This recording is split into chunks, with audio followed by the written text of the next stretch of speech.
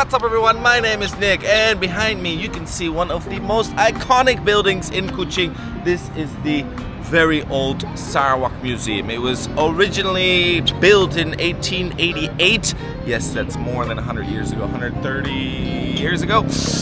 And it is closed to public. However, today we have special access to go inside because they've been renovating it and it looks a lot better than it did before. So we're gonna go inside and have a look.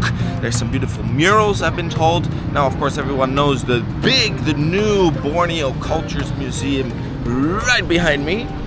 So definitely go and visit that. And it's just across the bridge to the old Sarawak Museum. So let's go and explore the beautiful Sarawak Museum and let's see what's inside and how the renovations have been. Let's go. This is Global Gibbon.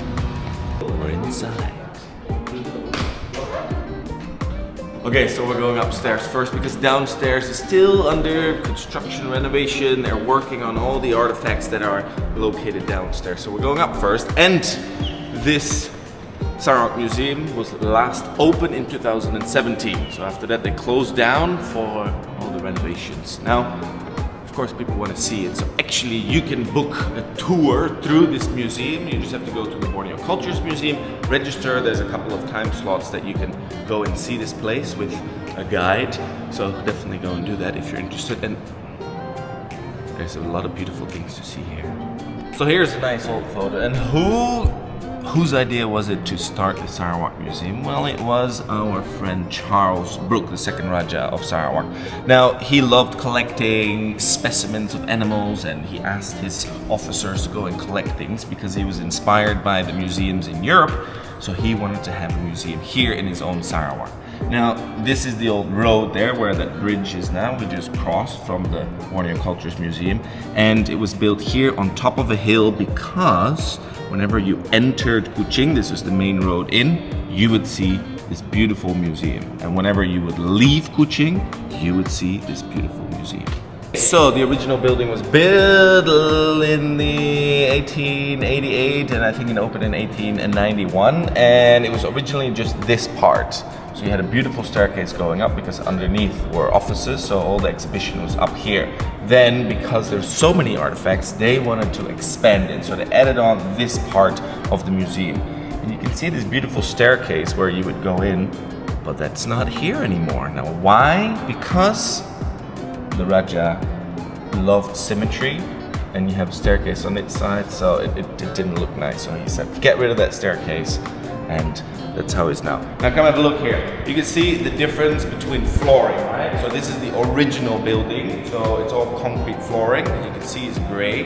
Now if you look on this side, this is the extension part, so a third was extended, and this is all wooden flooring.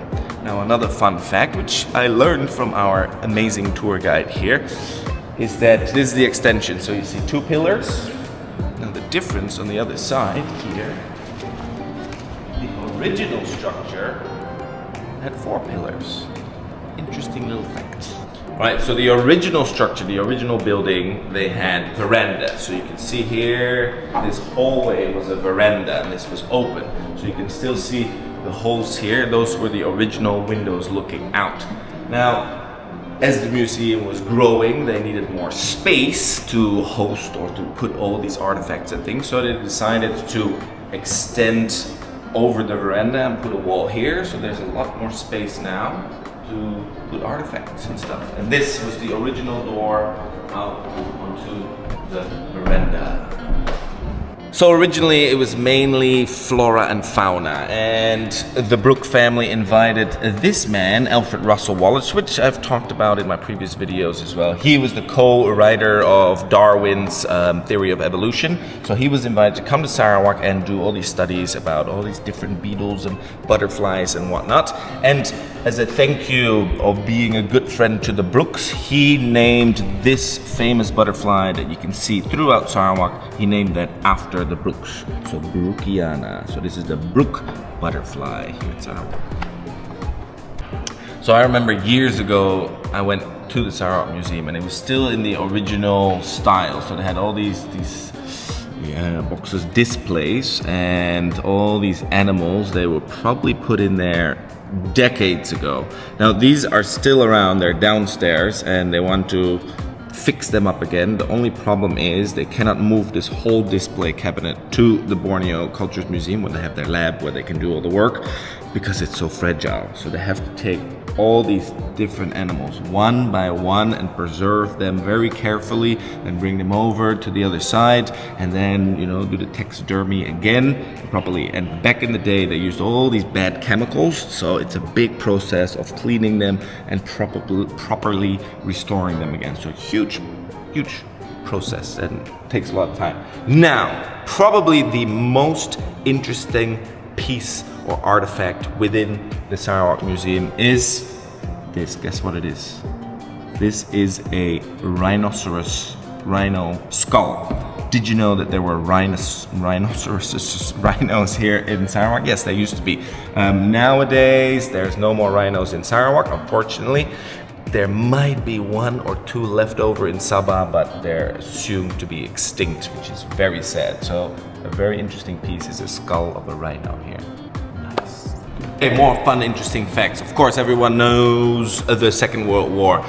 What was this building used for during the Second World War? Well, the Japanese obviously came to Sarawak and they demolished most of the buildings that had some kind of Western vibe, because the Japanese didn't like the Western people. So luckily they kept the Sarawak Museum, but they turned it into one of their headquarters. Now, after the Second World War, people didn't really want to go in here anymore, so eventually there came a man called Tom Harrison, a very known name here in Sarawak, and he changed the look of the Sarawak Museum. He got rid of the offices downstairs and turned that into the main part of the museum, and here on the first floor he turned that more into the cultural part of the museum about, you know, the different tribes, different people that live here in Sarawak with all their different artifacts. Another fun fact, how many artifacts do you think there are within the Sarawak Museum Corporation? Almost 80,000 artifacts. That's from little beetles to snakes to huge skeletons of whales. But only 4% is on display.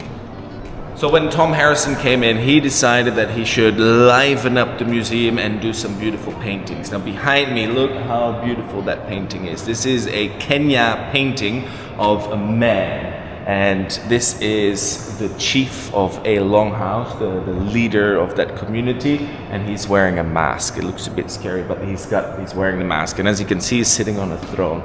Now above him you can see a little yellow creature, and that is his spirit that protects him. Now on top of that, even further up there, that yellow animal, that's a tiger. That's a tiger. Is it a tiger? It's a tiger, and that signifies strength and power. And all the way in the nook there is a little hornbill, and of course here in Sarawak the most unique or special animal is the hornbill, to give full protection over that man and his longhouse and his community. Now on this side, another beautiful painting, and Tom Harrison said to the painter, show me your skill, do something nice. So it's up to you to interpret this interesting painting with a long boat and some nice curls, some orang ulu design in there. So you can come up with your own idea of what this painting is supposed to be. Now, I think my favorite, and it was Tom Harrison's favorite as well, is this amazing painting. So if you know a little bit about Sarawak, you always hear the word the tree of life, and I've just learned a little bit more about it. So this painting is the tree of life. You see the tree coming in, and that resembles the leader of that longhouse that this was painted for. Then at the bottom there in the middle you can see the eagle, which means he was a warrior, very strong warrior.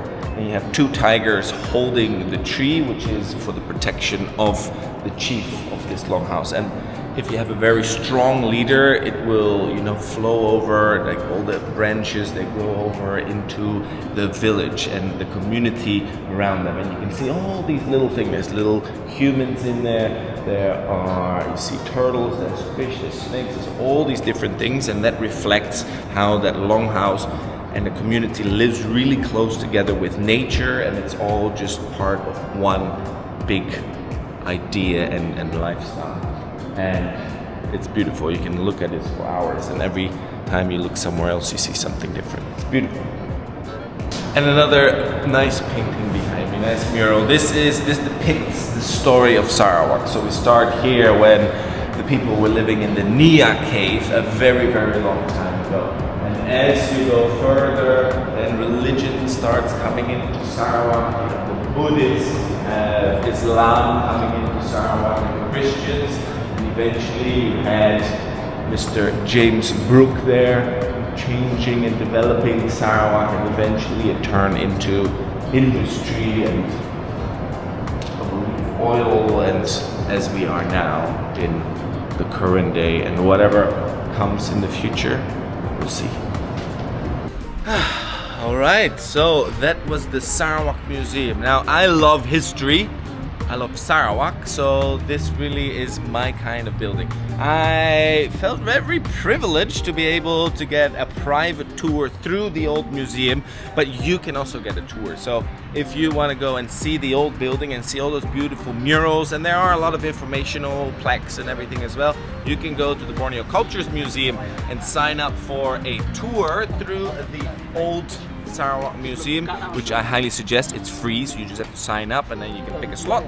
So amazing. I learned a little bit more about the Sarawak history, about Tom Harrison, about the culture, and there's always so much more to learn. Okay, where are we going next? We'll see. Alright, thanks for watching. We'll see you again in the next video. Leave a like, leave a comment, and share this video. And if you're not subscribed yet, click that subscribe button. See you. Bye-bye.